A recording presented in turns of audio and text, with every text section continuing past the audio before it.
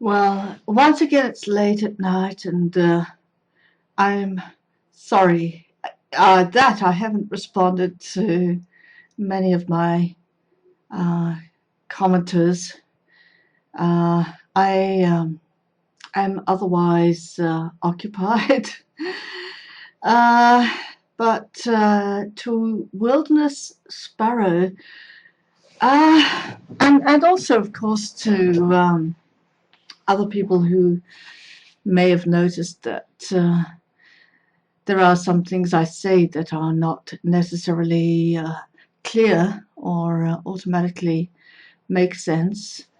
Um, I'd like, well, Nicafor, for example, I would like to explain that sometimes what I'm actually doing is trying to exorcise something from myself, trying to get rid of what is not mine. I have a kind of mantra, and it was like, it is like, I need to get back what is mine, and I need to get rid of what is not mine.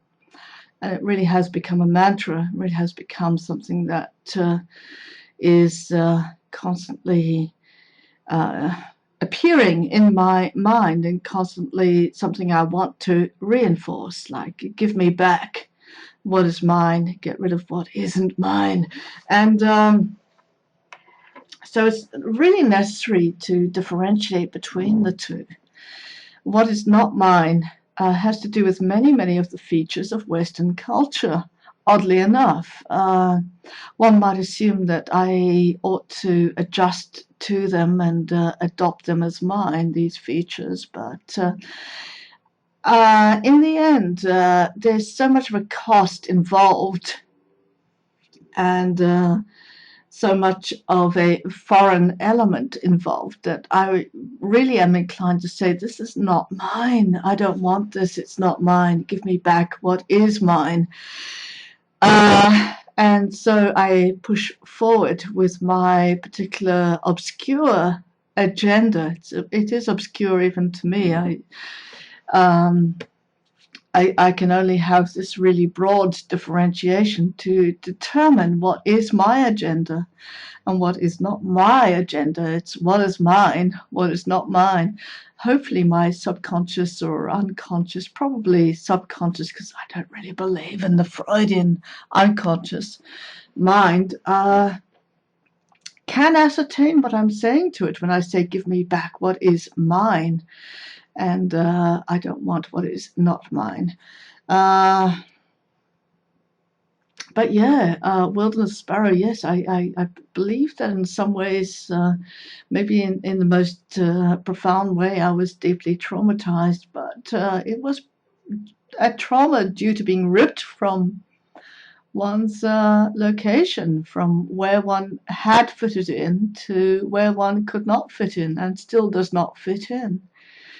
Uh, Regrettably, because I really, really, really tried. I really did. I pulled out all stops, and still it didn't work out. And now I know, because as you sort of acknowledge that you have in fact aged and that time has moved on, you also develop this sense that you now know what you didn't know, that things have become resolved either for or against a certain prognosis or assumption. So now I know I don't fit in. And it's of course then you need to come to terms with that, and it's painful and whatnot. But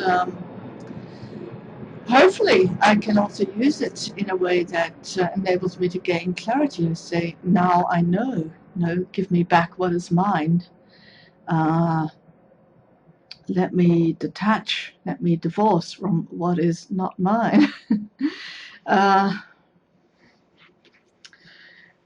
but in fact, when I speak of opportunism, I mean, opportunism, it's like politics. It always appears whenever there is a gap in power, whenever full power or full domination or full mastery over any particular thing has not yet been claimed. and then it creates a vacuum, and then that creates opportunism. So it's basically, I guess, another word for politics. Opportunism is politics. And deep sigh. I have really been, because I have been disenfranchised. I've been dislocated, literally located to a different area from where anything had originally made sense. And then, well, because I hadn't gained or been given or received the tools that I needed to adapt or gain any really significant foothold in Western culture. Uh, I,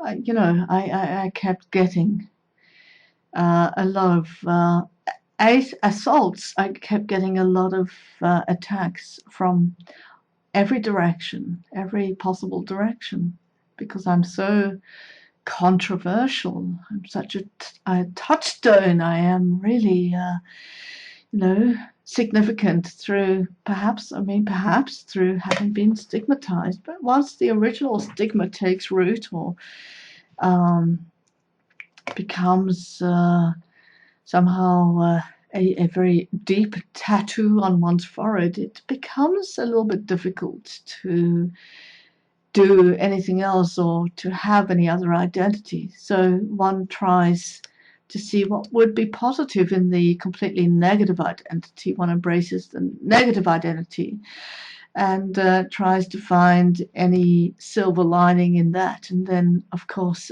there are people within the establishment that say, well, how dare you find any silver lining in a negative identity? You're going against the rules that we had to play by. You can't have any possible redemption if you go against the rules, not even a silver lining. So, that's what I had to deal with.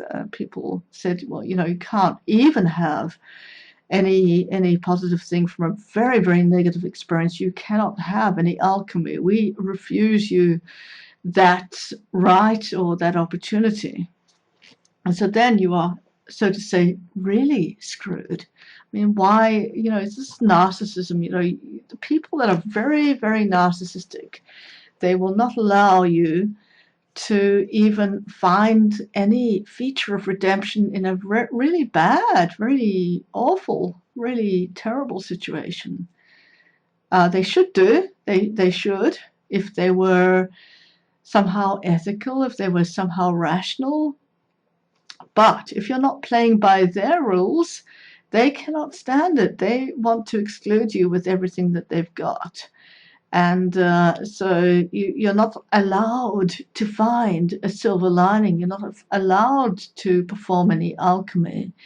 So that seems to be what they're trying to say. But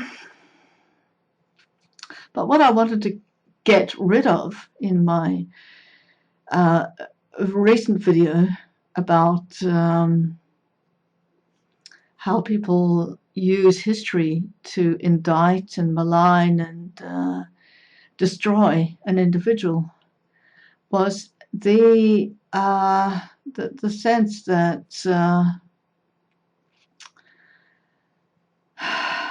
deep sigh was the sense that I could be I could be ethically to blame, but I think the more telling video, to be honest, is a more recent one about ideas of reference, because I think that's the mechanism by which it functions. That's the mechanism by which blame is reattributed. And it seems so significant to me that other people drew up a tremendous bill on my account. They drew up a tremendous bill on my account. They became very, very exceedingly sensitive toward me and overly reacted toward me.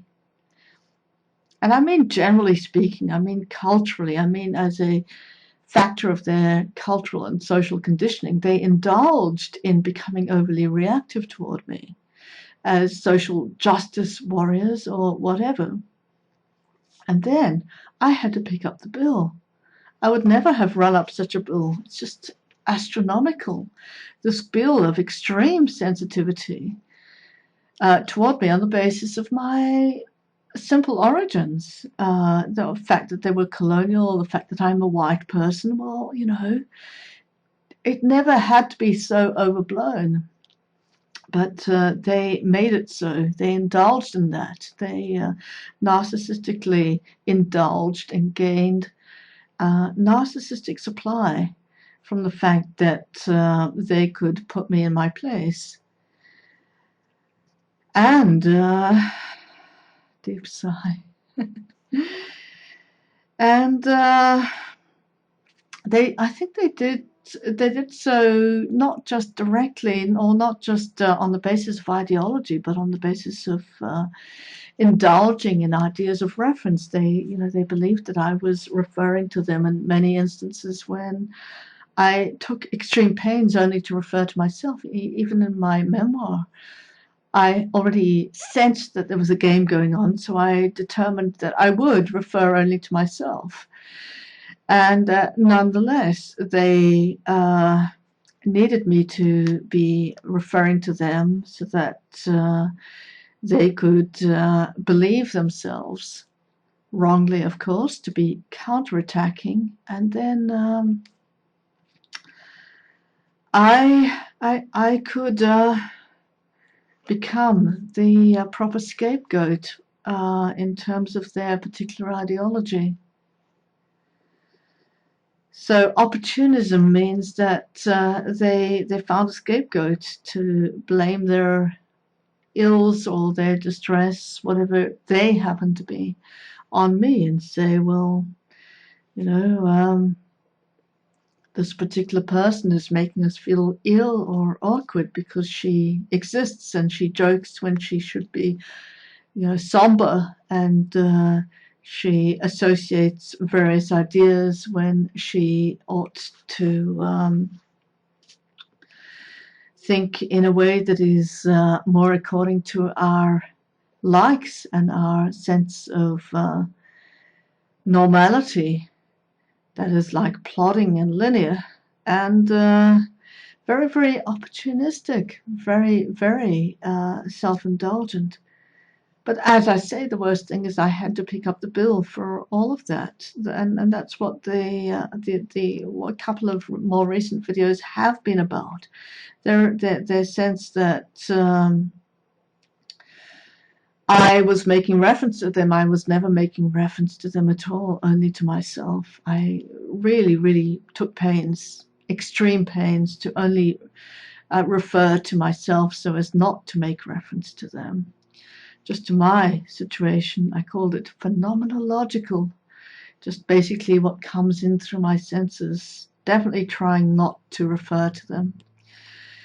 And yet their extreme sensitivity to any vague sensation that nonetheless I was referring to them. That's something that I've had to endure and that I want to ward off, and I don't want to experience the guilt of running up a really huge debt on my own account when it wasn't even my debt. I was not responsible for them feeling guilty, for or them feeling noticed, or them feeling in any way in the picture.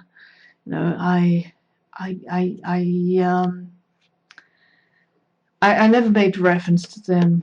Even perhaps and certainly if I felt that they were weak and feeble, and actually I have felt, and I do acknowledge, I do tend to see current Westerners as completely lame, feeble, weak, and not good companions, not worthy of association. But that's because they fail to express solidarity.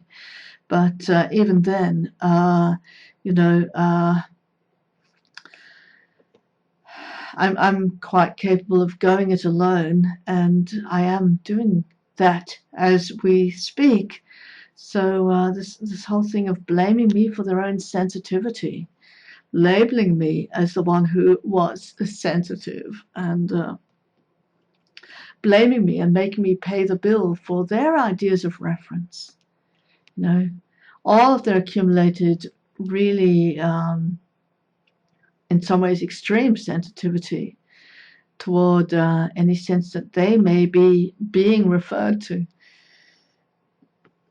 This is something I want to address, albeit not always entirely directly, but I want to point out where the account is, who needs to pay that bill, and that's just to redeem my own, and not just integrity, but my sanity. You know, you can't be paying the bill for other people's self-indulgence.